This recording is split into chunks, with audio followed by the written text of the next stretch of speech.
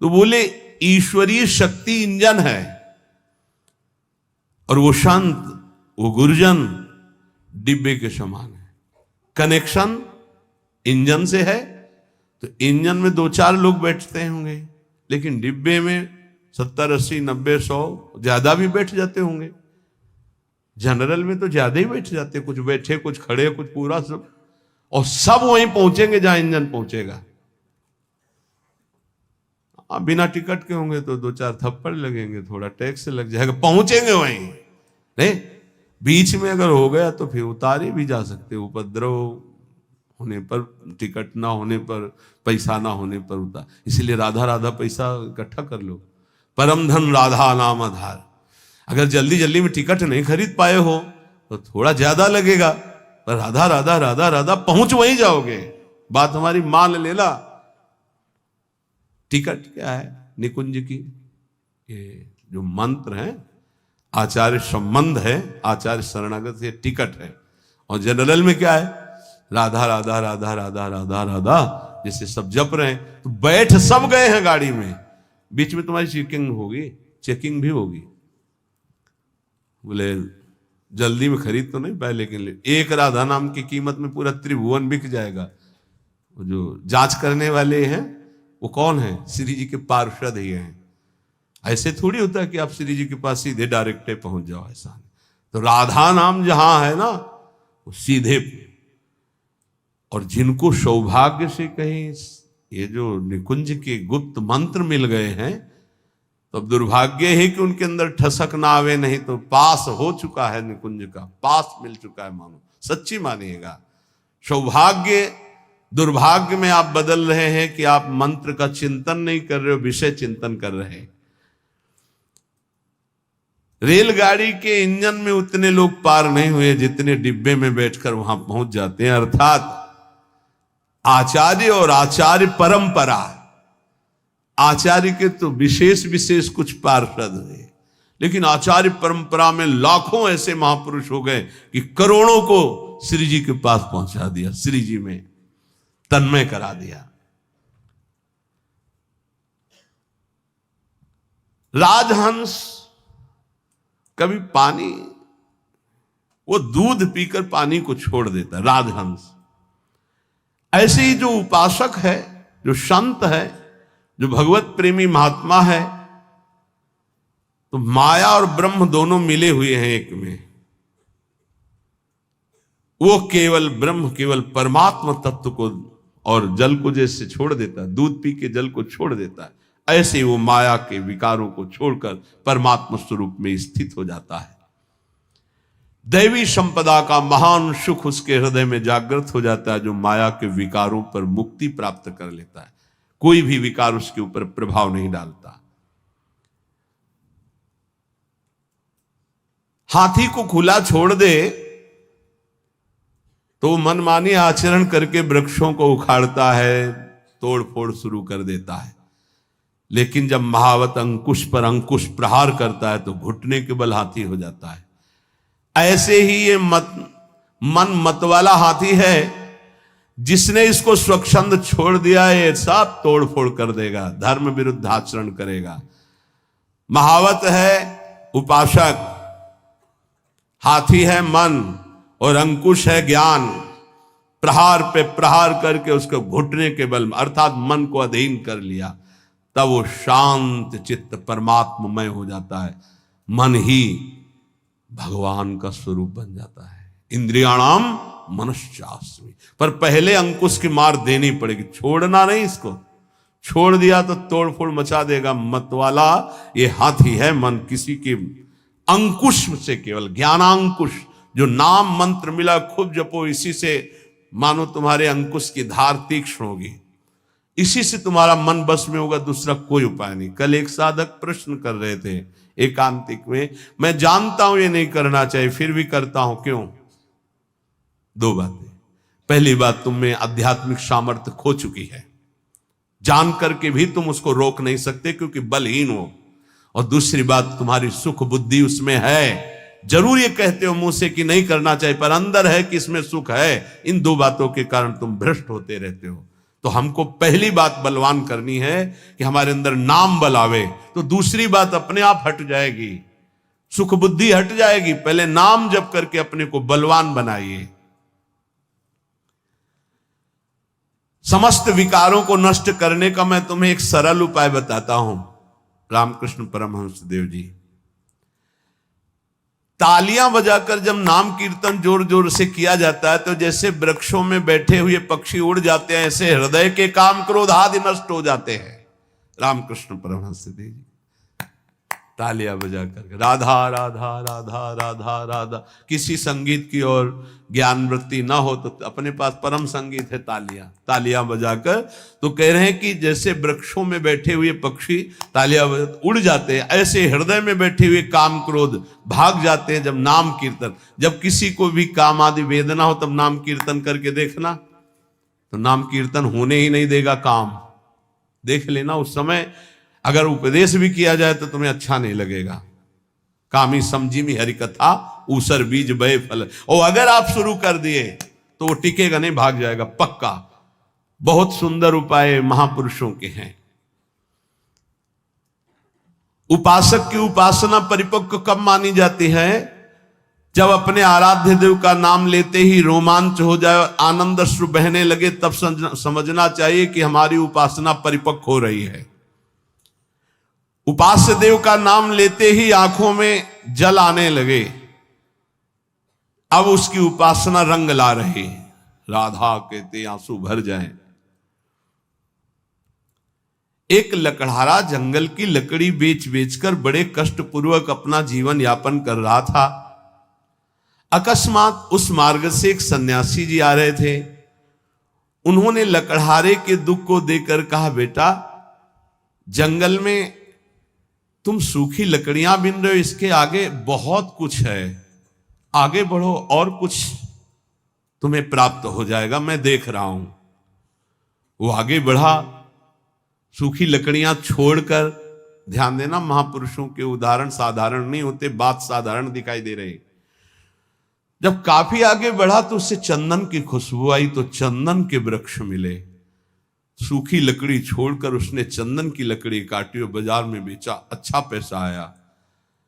फिर शब्द उसके कान में गूंजा कि बेटा और आगे बढ़ो। तो उसने सोचा और आगे अब क्या मिलेगा, तो आगे बढ़ा। क्योंकि उस संत के वचन सत्य सच्चिदानंद से युक्त थे, तो जंगल में उसे एक खान मिली तांबे की। अब तो तांबा बेच करके बहुत, फिर आवाज सुनाई दी और आगे बढ़ो, तो और आगे बढ़ा तो उसे चांदी की खान मिल गई। अब तो बहुत बड़ा धनी हो गया।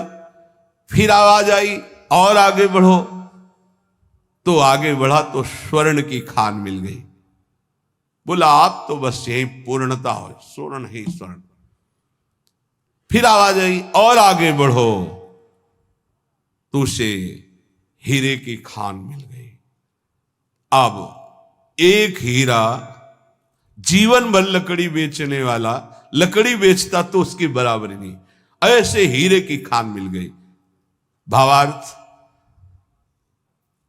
और अंदर उसका रहस्यार्थ, ये मानो भोगों में फंसा हुआ है। आगे बढ़, आगे बढ़। जैसे जैसे वह अध्यात्म की तरफ बढ़ता है, नाना प्रकार के दिव्य सुख, और आगे बढ़ सिद्धियों के सुख, और आगे बढ़ भावात्मक सुख, शांत सुख, दास्य सुख, वात्सल्य सुख, कांता सुख, सहचर्य, अपूर्ण महामाधुर्य रस में स्थित। हमें जब तक भूमा सुख न मिल जाए तब तक रुकना नहीं, आगे बढ़ते रहना है। अल्प सुखों का भोक्ता भूमा सुख का अधिकारी नहीं होता। यदि संत की बात मानकर लकड़ी बेचना काम बंद न करता तो आगे नहीं बढ़ पाता। आवाज आती रही आगे बढ़, तो फिर चंदन, फिर आगे बढ़ा तांबा, फिर आगे बढ़ा चांदी, फिर सोना, फिर हीरा, अर्थात एक से एक दिव्यताएं, ज्ञान की सुंदर भूमिकाएं, भक्ति की सुंदर दिव्य भूमिकाएं, इनको क्रॉस करते थे। अल्प सुख साधना का मिले उसी में तृप्त हो गया, वो महान सुख को नहीं प्राप्त कर सकता। श्री रामकृष्ण परमहंस जी कहते हैं, लकड़हारे की तरह छोटी सी साधना के सुख को पाकर तृप्ति का अनुभव मत करो। ज्ञान का समुद्र लहरा रहा है आध्यात्मिक क्षेत्र में, और उस ज्ञान के परम धनी बनकर स्वयं भगवत स्वरूप हो जाओगे। देखो, एक छोटे पौधे की रक्षा उसके चारों ओर घेरा बना करके की जाती है, नहीं तो बकरी चर जाएगी। और वही पौधा जब बड़ा हो जाता है, वृक्ष रूप हो जाता है, तो सैकड़ों बकरियों का पेट भर जाएगा, उसकी छाया में रहेंगे, उसका कुछ नहीं बिगड़ेगा। ऐसे ही जब भक्ति का छोटा अंकुर निकले तो कुसंग रूपी, बुरी संगति रूपी बकरी से बचना। बकरी का चरा हुआ छोटा पौधा किनगा बहुत ही मुश्किल देता है, क्योंकि डंठल भर रह जाता है, वैसे चुन लेती है। अर्थात यदि बुरी संगति हो जाए नए भगत को, तो पूरी भक्ति को ही वो नाश कर देगा, पूरा का पूरा नाश कर देगा। और आप देख लो, आंखों के सामने दिखाई देता है। जब तुम्हारे हृदय में भक्ति, तो साधु संगति रूपी बाढ़ के अंतर्गत रहना। साधु संगत करे अनुदिन राति, अर्थात संतों के वचनों में केवल रहना, बस दूसरे की बातें मत सुनना, नहीं तो वो बकरी है, चर जाएंगी, किनगा भी नहीं निकलेगा दोबारा भक्ति का। ऐसे कितने उदाहरण जीवन में देखे हैं कि बड़े भाव से चलना चाहते थे, लेकिन भारी कुसंग हो गया, नष्ट हो गए, भारी कुसंग। जब वही भक्ति वृक्ष रूप हो जाएगी तो हजारों लोग नीचे आनंदित होकर विश्राम करेंगे, कुछ फर्क नहीं पड़ता, फिर निंदकों का कोई प्रभाव नहीं पड़ता। पर पहले भक्ति को वृक्ष रूप बढ़ने दो। ये कुवासना में लिप्त भोगी पुरुष, संसारी पुरुषों का संग जहर है। अगर इनका संग हुआ तो भक्ति का पौधा नष्ट हो जाएगा, ध्यान रखना। ये दुर्जन भेजे जाएंगे तुम्हारे पास, दुर्जन जो भक्ति को नष्ट करने वाले हैं, पर तुम इनका संग मत करना, तो तुम्हारी भक्ति वृक्ष रूप हो जाएगी। बहुत जोर से प्रभाव पड़ता है दुर्जनों का। भगवान का भरोसा और विघ्न अपने आप नष्ट हो जाते हैं, पर बड़े भयानक प्रलोभन, बड़े भयावह दृश्य संसार के ऐसे उपस्थित होते। तो कह रहे कि ये तुम्हारे पास भेजे जाएंगे, भगवान से प्रेरित होकर भेजे जाएंगे, वो भेजेंगे। अब क्या भूमिका है, अब क्या भूमिका है? देखो, पत्थर चाहे सैकड़ों वर्ष पानी में पड़ा रहे, पर उसमें अग्नि उत्पादक शक्ति नष्ट नहीं होती। घर्षण करोगे पत्थर को तो अग्नि प्रकट कर देगा। ऐसे ही भक्त जब अपने हृदय में भगवत चिंतन की रगड़ करता है, तो अनंत जन्मों से हम विषय रूपी पानी में पड़े रहे, लेकिन हमारे अंदर दिव्य शक्ति है, हम उसे जागृत कर सकते हैं। रामकृष्ण परमहंस जी कह रहे हैं, तुम जितना नाम स्मरण करोगे तो तुम्हारे हृदय में घर्षण शक्ति से एक आध्यात्मिक बल प्रकट होगा। जैसे कई बार सत्संग में का अगर ध्यान दिया हो, दो लकड़ियों के घर्षण से जैसे अग्नि प्रकट हो जाती है, ऐसे ही जवान और नाम के घर्षण से आध्यात्मिक शक्ति पर प्रकट होती है। राधा राधा राधा राधा राधा। जैसे सैकड़ों वर्ष पत्थर जल में पड़ा रहे तो इसका मतलब नहीं कि उसके घर्षण से चिंगारी नहीं होगी। ऐसे ही सैकड़ों जन्मों से मैं विषयों में पड़ा रहा हूं, इसका मतलब यह नहीं कि मेरे अंदर आध्यात्मिक शक्ति उत्पन्न करने की सामर्थ्य नहीं रह गई। मैं भगवान का अंश हूं। आज जागूंगा तो आज मैं परमात्मा प्राप्त हो जाऊंगा। आज हम में वो सामर्थ्य है, हम अपनी सामर्थ्य को जागृत करें। कैसे? नाम जी है जपी जागहि जोगी। नाम जप करके हम जगते हैं, हम अपनी शक्ति को जागृत करते। नाम, ईश्वर का नाम जितना तुम जपोगे उतना ही हृदय प्रफुल्लित होकर महान पावर से युक्त हो जाएगा। बड़े बड़े महापुरुषों के वचनों को पकड़ लो। एक मनुष्य कुआं खोदना शुरू करता है, बस एक हाथ पानी रह जाता है और रोक देता, थक गया।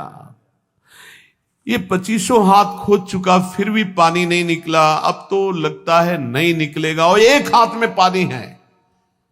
ऐसे ही साधक कभी कभी धोखा खा जाता है। बस भगवत प्राप्ति होने वाली है, उसको लगता है पूरा जीवन हो गया, अभी तक कोई अनुभव नहीं हुआ। अरे थोड़ा एक हाथ और खोद, स्रोत निकलने वाला है। रामकृष्ण परमहंस जी कह रहे, पर वो नादान, एक हाथ में पानी निकलने वाला था, छोड़ दिया, दूसरी जगह कुआं खोदा, फिर छोड़ दिया, फिर तीसरी जगह कुआं खोदा, पूरा जीवन कुआं खोदने में लगा दिया, पानी नहीं पी पाया। समझ पाए? ऐसे उपासक है ये संप्रदाय, वो मार्ग, लेकिन पानी नहीं पी पाया चुल्लू भर। अगर एक ही ढंग से खोदता तो बस एक हाथ बाद स्रोत खुलने वाला था। एक गुरु, एक ग्रंथ, एक पंथ, एक मंत्र, एक संत, एक कंत, सांगो पांग उपासना पकड़ लो, निकल जाए। हमने देखा कि जो इधर उधर भटकने वाले वो जीवन भर भटकते रहते हैं, क्योंकि तलवार की धार पर चलने के लिए जो हिम्मत चाहिए वो गुरु बदलने से नहीं आती, वो चलने से आती है। ये जो बदलुआ लोग होते हैं ना, बदलते ही रहते हैं। व्यभिचारी की वृत्ति पातिव्रत धर्म से कभी एक नहीं होती, ध्यान रखना। होटलों को खाने वाला कभी एक रसोई में भरपेट जीवन भर नहीं खा सकता।